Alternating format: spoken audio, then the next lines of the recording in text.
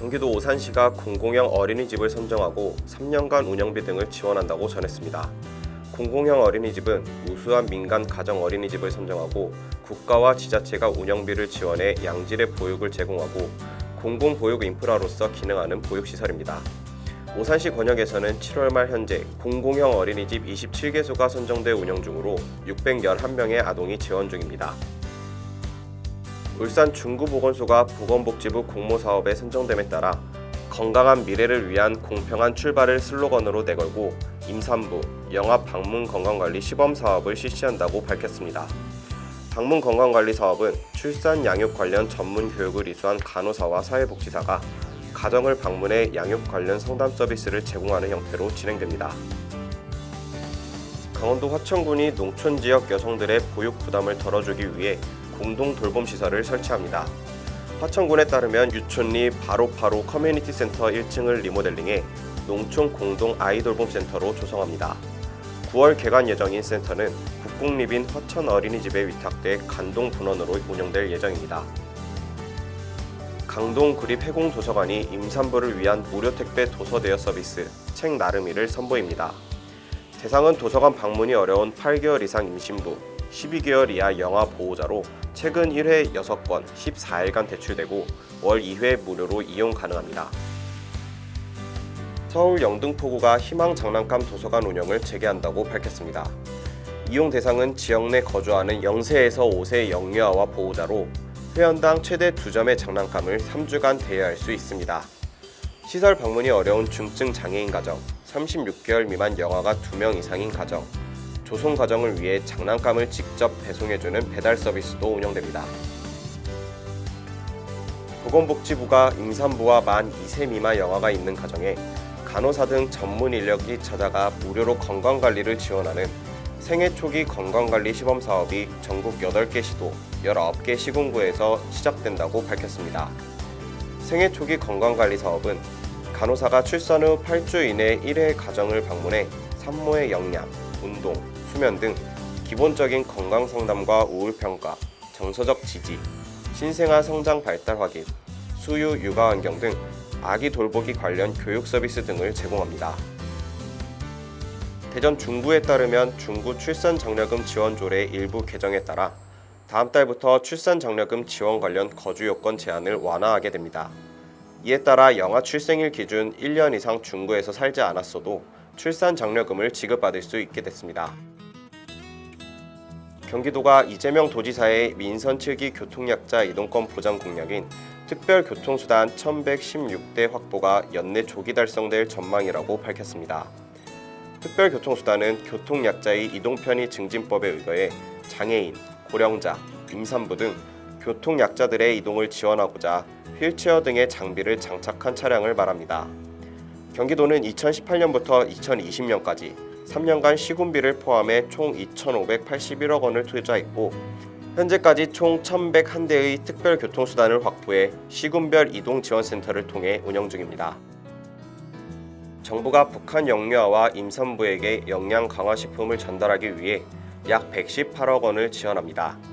통일부는 WFP가 동사업에 대한 지원을 지속 요청해왔다며 이 사업이 북한에서 가장 도움이 필요한 계층인 영유아와 여성의 인도적 상황 개선에 기여한다는 판단에 따라 지원하기로 했다고 설명했습니다. 가임기 여성이 어패류 섭취에 따라 수은에 만성적으로 노출될 경우 태아 건강 영향 발생 위험 증가한다는 연구 결과가 나왔습니다. 동아대 중금속 노출 환경보건센터는 가임기 여성의 어패류 섭취에 따른 수은 노출 수준과 주요 영향 요인을 평가한 결과 산모가 수은에 만성적으로 노출됐을 경우 허용 기준치를 초과하지 않으면 중독 증상이 없지만 태아의 건강 영향 발생 위험은 증가할 수 있다며 임산부는 물론 가임기 여성의 경우에도 적극적인 수은 노출 관리가 필요하다고 설명했습니다. 전북 익산시의 미혼모자 가족복지시설 기쁨의 하우스가 개소했습니다. 기쁨의 하우스는 미혼모들의 출산과 양육, 자립을 지원하는 역할을 담당합니다. 입소 대상은 미혼의 임산부와 출산 후 6개월 미만의 자녀가 있는 미혼모로 최장 1년 6개월까지 생활할 수 있습니다. 전북 완주군이 아이 낳고 키우기 좋은 직장 분위기 조성을 위해 예비 엄마, 예비 아빠 배려 표시제를 도입했다고 밝혔습니다. 예비 엄마, 예비 아빠 배려 표시제는 본인이나 배우자가 출산을 앞둔 경우 사무실 책상에 나는 예비 엄마입니다, 나는 예비 아빠입니다 라는 문구가 새겨진 배려 표지를 부착하게 됩니다.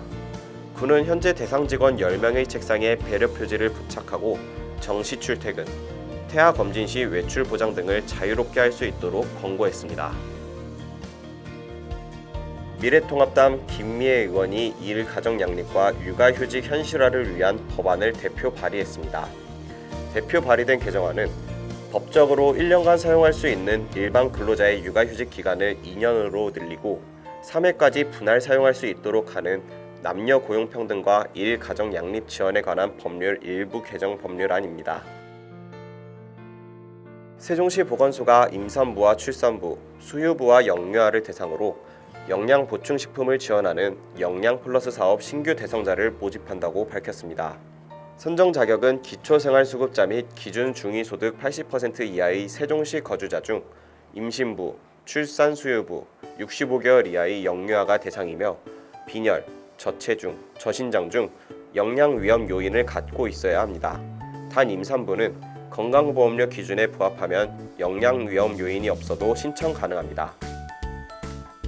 취업포털 사람인이 직장인 1,153명을 대상으로 육아휴직을 주제로 설문조사를 실시한 결과 남성 응답자 중 53.9%가 실제 육아휴직 사용 계획이 있다고 답했습니다. 또 실제 계획 여부에 상관없이 사용을 원하는 남성은 89.2%에 달했습니다.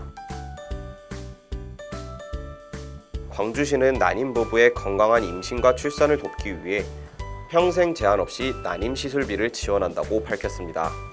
여성 건강을 위해 연간 4차례, 회당 최대 150만 원까지 지원합니다.